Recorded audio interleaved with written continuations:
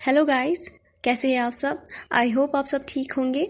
तो चलिए इस पार्ट को शुरू करते हैं, लेकिन आगे बढ़ने से पहले please like share and subscribe my channel. Thank you so much. मैं होप करती हूँ कि तुमने अपना जैकेट जैन को दिया होगा, ना कि उस एरोगेंट एमा को।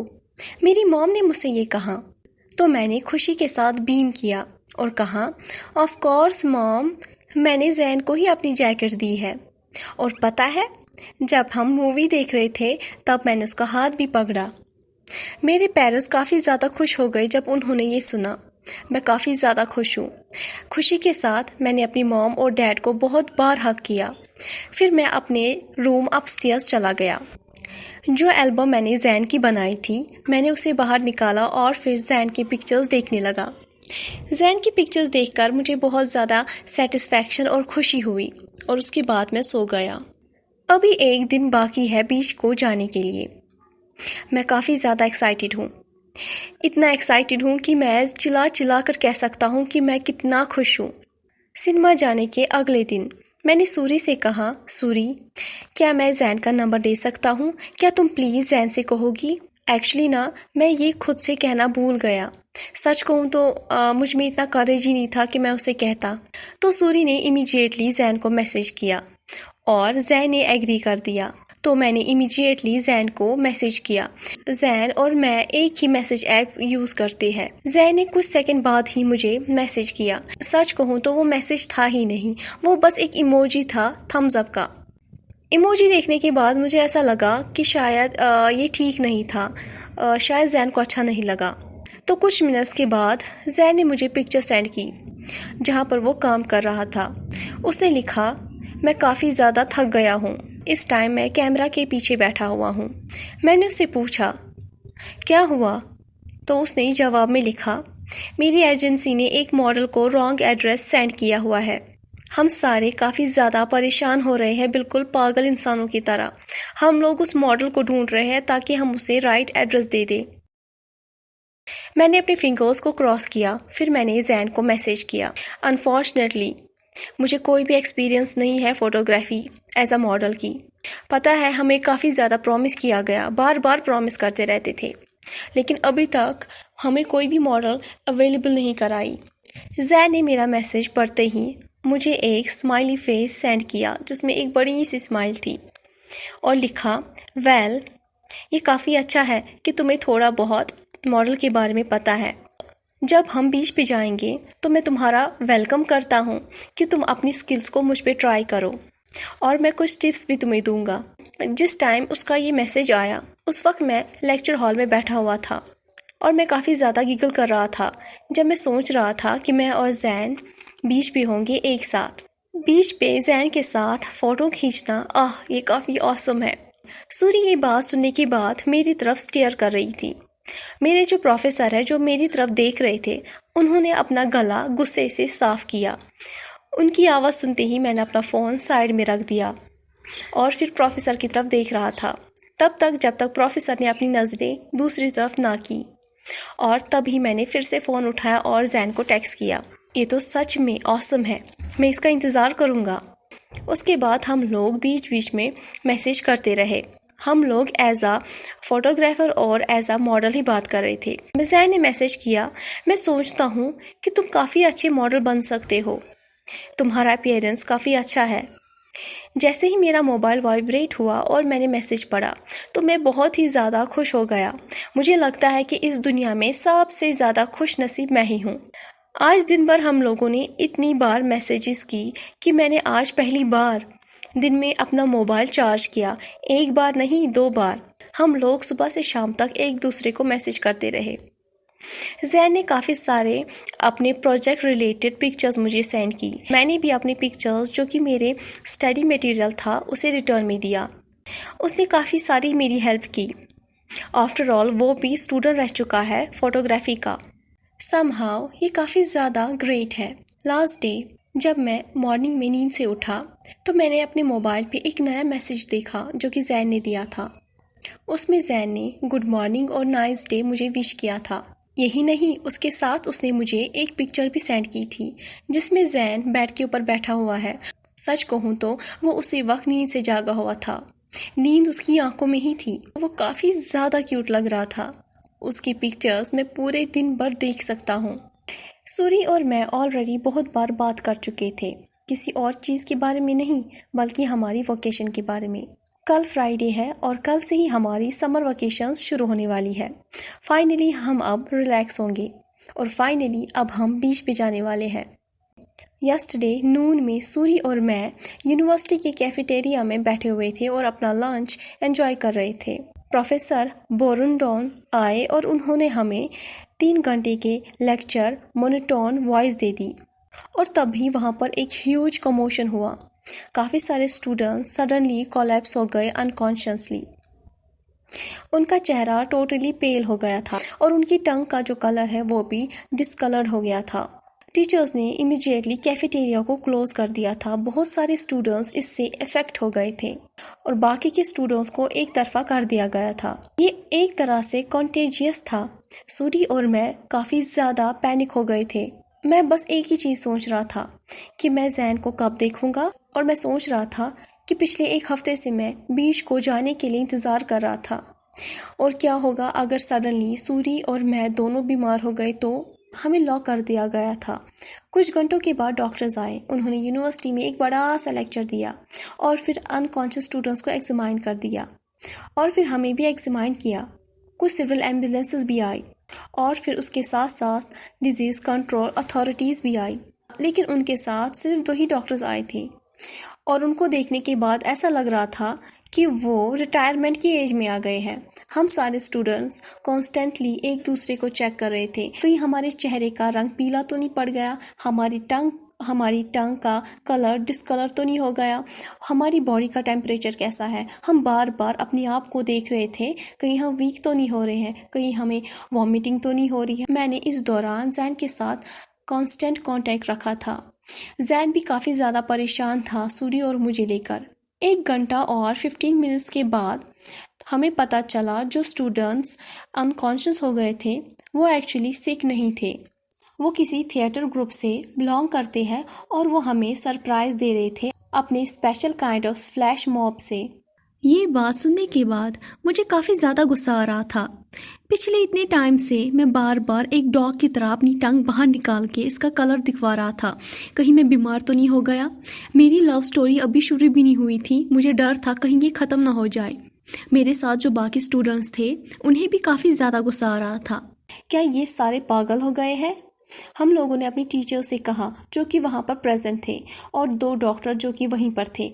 मेरा मन कर रहा था कि मैं उन लोगों को पंच करूं और टीचर्स ने जल्द से जल्द ही सारी सिचुएशन हैंडल कर दी। मैंने जैन को मैसेज किया और उसे सारी बातें बताई और मैंने उसे टेक्स्ट में लिखा, ये लोग हमारे साथ ऐसा कैसे कर सकते हैं, इनकी वजह से हम काफ़ी ज़्यादा डर गए थे। जैन ने जवाब में कहा, लेकिन मैं काफ़ी ज़्यादा खुश हूँ, तुम और सूरी दोनों ठीक हो, अब मुझे वरीड होने की ज़रूरत नहीं है। इस बड़े से शौक के बाद सूरी और मेरा मन नहीं कर रहा था कि हम दूसरा लेक्चर अटेंड करें, लेकिन क्या करें, वो लेक्चर 2 घंटों का था और वो ज़्यादा इम्पोर्टेंट था, हम उसे मिस नहीं कर सकते थे। तो हम लोग फाइनली लेक्चर हॉल में चले गए लेक्चर लेने के लिए। जैसे ही फाइनली वो लेक्चर भी ख़त्म हो गया, मुझे बस लेनी पड़ी घर जाने के लिए, क्योंकि सूरी का डेंटिस्ट के पास अपॉइंटमेंट था और वो मुझे घर ड्रॉप नहीं कर सकती थी। मुझे लगता है कि अब मेरे डैड को मेरी बाइक फाइनली फिक्स कर देनी चाहिए। इस गर्मी में भी मुझे बस लेनी पड़ रही है और इस टाइम पर काफ़ी ज़्यादा भीड़ होती है और मुझे ओवरलोडिंग में ही रहना पड़ता है और ओवरलोडिंग में काफ़ी ज़्यादा बदबू आती है।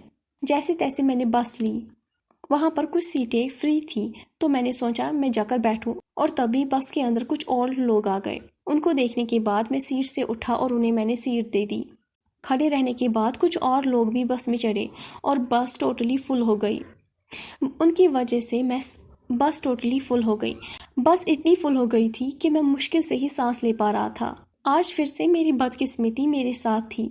मेरे आसपास जितने भी गाइस थे उनसे काफ़ी ज़्यादा बदबू आ रही थी। वो बदबू इतनी हॉरल थी कि मैं उल्टियाँ महसूस कर रहा था। शुक्र है मेरी हाइट उनसे ऊंची थी, इसलिए मैंने अपने सर को थोड़ा ऊपर की तरफ ले लिया ताकि मैं सांस ले सकूं।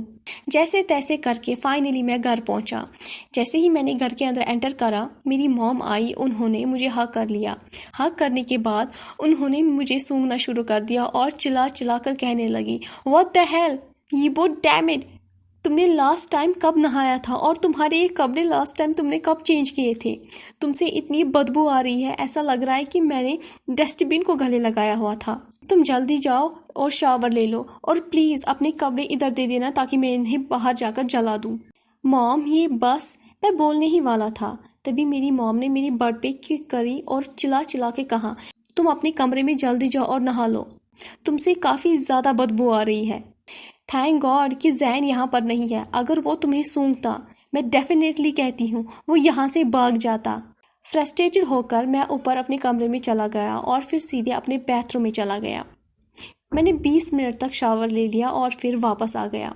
फिर मैंने अपने पुराने क्लोथ्स जो कि मैंने उतार दिए थे जिनसे बदबू आ रही थी उन्हें उठाया और जैसे ही मैंने उन्हें उठाकर सूंघा तो मैंने नोटिस किया कि मेरी मॉम सच कह रही थी, इनसे काफ़ी ज़्यादा बदबू आ रही है, मुझे इन्हें जला देना चाहिए। ओह गॉड, शुक्र है कि जैन घर पे नहीं था, अगर जैन घर पे होता तो बदबू की वजह से वो यहाँ से भाग ही जाता। अगले सीन में दिखाते हैं, मैंने नहा लिया और क्लीन कपड़े पहने, फिर मैं डाउनस्टेयर मम्मा के पास चला गया ताकि कुछ खा सकूं। उसके बाद उन्होंने मुझसे कहा, क्या तुमने सामान पैक कर लिया बीच के लिए? उन्होंने डिसाइड किया है कि वो मेरा सूटकेस अगेन चेक करेंगी ताकि वो श्योर हो सके कहीं मैंने पुराने स्विमिंग ट्रंक्स तो नहीं रखे हैं। उन्होंने मेरे लिए इस समर नए पजामाज खरीदे हुए थे। मैं यूजुअली नेकेड ही सोता हूँ क्योंकि मुझे कपड़े पहन के नींद नहीं आती है, लेकिन मुझे लगता है नेकेड बीच हाउस पे जैन के साथ सोना ये अच्छा आइडिया नहीं है। इस इवनिंग मैंने जैन के साथ फ़ोन पे बात की। जैन ने मुझसे कहा कि उसने अरेंज किया है कि वो कल यूनिवर्सिटी मुझे इवनिंग में पिकअप करने के लिए आने वाला है क्योंकि सूरी कल यूनिवर्सिटी नहीं आने वाली है, उसका जॉब इंटरव्यू है एक इंटर्नशिप के लिए। रास्ते में हम दोनों मॉडलिंग, वर्किंग और फोटोग्राफी के बारे में ही बात कर रहे थे। वो 3 घंटे कैसे बीते मुझे पता भी नहीं चला, वो 3 घंटे मुझे कुछ मिनट से लगे। मैं घर आया, फिर मैं अपने बेड के ऊपर लेट गया। पूरे टाइम मैं बस जैन के बारे में ही सोच रहा था। मैं जैन के अलावा और कुछ भी नहीं सोच पा रहा हूँ। कल से पूरा 1 हफ्ता मैं जैन के साथ बिताने वाला हूँ। हाँ, ये अलग बात है कि सूरी और एमा भी मेरे साथ होंगे, लेकिन सूरी पूरी तरह से मुझे सपोर्ट करने वाली है। मुझे ऐसा लगता है कि जैन और मुझे काफ़ी ज़्यादा टाइम मिलेगा अकेले बिताने को। जैसे ही मैं अब सोने वाला था तभी मेरे डैड मेरे बेडरूम में आए और उन्होंने मुझसे कहा, बेटा मैं होप करता हूँ कि इसी हफ्ते के अंदर अंदर तुम्हें तुम्हारा प्यार जैन मिल जाए, लेकिन जल्दबाजी में बिना कुछ भी सोचे समझे कदम मत उठाना। टाइम लो और फिर आगे बढ़ना, वो भी धीरे धीरे, ठीक है? मेरे डैड की बात सुनने के बाद मैं उनकी तरफ शॉक में देख रहा था और मैंने रिप्लाई दिया, डैड डैम्ड, मैंने ऐसा कुछ भी नहीं सोचा है और ना ही मैं ऐसा कुछ कर सकता हूँ। मैं एक इसके साथ ही फाइन हूँ। हालांकि आपको ये बात हॉकुन से जाकर कहनी चाहिए, वो पिछले 4 हफ्तों से जिचैन को डेट कर रहा है। अरे अभी तक तो जैन को मुझसे प्यार भी नहीं हुआ है, उसे तो मुझसे प्यार करने दीजिए पहले। जैसे ही वो मुझसे प्यार करने लगेगा मैं आपको बता दूंगा आप कितने अच्छे यंग मैन हो, वेल मैनर्ड, पोलाइट, टैलेंटेड और हैंडसम मैन हो। मुझे आपको कुछ भी बताने में कोई भी प्रॉब्लम नहीं है, ठीक है? तुम जैसे हो वैसे ही रहना और तुम देख लेना जैन को तुमसे जल्द से जल्द प्यार होने लगेगा। और हाँ, तुमने सही कहा, मुझे जाकर तुम्हारे बड़े भाई से बात कर लेनी चाहिए। अच्छा डैड, क्या आपको लगता है कि जैन को मुझसे प्यार हो जाएगा? वेल सुनो, अपनी तरफ देखो, तुम्हारे जैसा बेटर इंसान उसे इस पूरी दुनिया में नहीं मिलेगा। पता है क्यों? क्योंकि तुम मेरे बेटे हो। अपने हर एक कदम को स्लोली लेना, फिर देखना इस पूरी दुनिया में तुम्हारे पास टाइम ही टाइम होगा। डैड प्लीज़ आप डरिए मत, अभी तक तो मैंने किसी को किस भी नहीं किया है। हाँ, ये अलग बात है, मेरे दिमाग में अलग सी सिचुएशन ही चल रही थी। मैं बस यही सोच रहा हूँ कि मैं जैन के साथ कैसे रात बिताऊँ, लेकिन इससे मेरे डैड का कोई भी बिजनेस नहीं है। वेल देन, अगर सब कुछ ठीक है और कल हम एक दूसरे को नहीं देख पाएंगे तो मैं तुम्हें आज ही विश करने के लिए आया हूँ। मैं विश करता हूँ ये 1 हफ्ता तुम्हारे लिए अनफॉरगेटेबल, ब्यूटीफुल और सक्सेसफुल रहे। तुम्हारे ग्रेट लव के लिए हर एक दिन को अच्छे से एंजॉय करना, रिलैक्स रहना, खुद पे प्रेशर मत डालना। बी योरसेल्फ, तुम जैसे हो वैसे ही रहना। तुम बहुत ही अच्छे हो मेरे बच्चे। Thank you dad. मैंने डैड को थैंक्स कहा और फिर हम दोनों ने एक दूसरे को हग किया। मैं इमेजिन नहीं कर सकता हूँ, डैड पीछे से आंसू पहुँच रहे थे। उन्हें बिलीव नहीं हो रहा था कि उनका बेटा ऑलरेडी 20 साल का हो चुका है और कुछ ही दिनों में उसे उसका ड्रीम मैन मिलने वाला है। जब मैं मॉर्निंग में उठा, मैं काफ़ी ज़्यादा एक्साइटेड था। तो मैंने जैन का एक नया मैसेज पढ़ा। उसमें उसने लिखा था, हम लोग आफ्टरनून यहाँ से निकलने वाले हैं, क्या तुम एक्साइटेड हो? ऑफ कोर्स, मैंने इमीडिएटली टेक्स्ट में लिखा कि मैं बहुत ज़्यादा एक्साइटेड हूँ और मैं वेट नहीं कर सकता हूँ। तो मैं जल्द ही भागा बाथरूम की तरफ। मैंने शावर लिया, मैंने ड्रेस पहना और मैं डाउनस्टेयर भागता हुआ चला गया। फिर मैंने ब्रेकफास्ट अपनी मामा के साथ किया और फिर मैं भागता हुआ बस स्टॉप की तरफ चला गया। मेरे पास काफ़ी ज़्यादा टाइम था, लेकिन मैं अपनी हेल्प नहीं कर पा रहा था, बस भाग रहा था। ऐसा लग रहा था कि जैसे आफ्टरनून जल्द ही निकलने वाला है। आज के दिन मुझे ओवरलोडेड बस में नहीं जाना है, क्योंकि इस टाइम पे काफ़ी कम पैसेंजर्स बस में होते हैं। इसीलिए ना ही मुझे कोई बदबूदार इंसान मिलेगा और ना ही कोई इंसान जो अपनी पिंपल्स को स्क्रैच कर रहा था या फिर मेरी शर्ट के ऊपर ड्रोलर करने वाला है। मेरे बगल में एक टीनेजर लड़का बैठा हुआ था जो कि अपनी वॉइस मैसेज में अपनी गर्लफ्रेंड के साथ बात कर रहा था। उसे इस चीज़ से एतराज़ भी नहीं था कि मैं उसकी हर एक बात सुन रहा हूँ। मैं हैरान हो गया, आजकल के बच्चे कहाँ तक पहुँच चुके हैं। उनकी उम्र ही कितनी है? हार्डली ये लड़का 15 या 16 साल का होगा और ये बातें कॉन्डम और एंटी बेबी पिल्स की कर रहा है। और मेरी तरफ देखो, मैं 20 साल का हो चुका हूँ, मैं बस कॉलेज जाता हूँ और मैंने अभी तक एक भी किस नहीं की है। इसी के साथ हमारी स्टोरी यहाँ पर एंड होती है। अगर आपको मेरी स्टोरी ये पसंद आ गई हो तो please like, share and subscribe my channel. Thank you so much.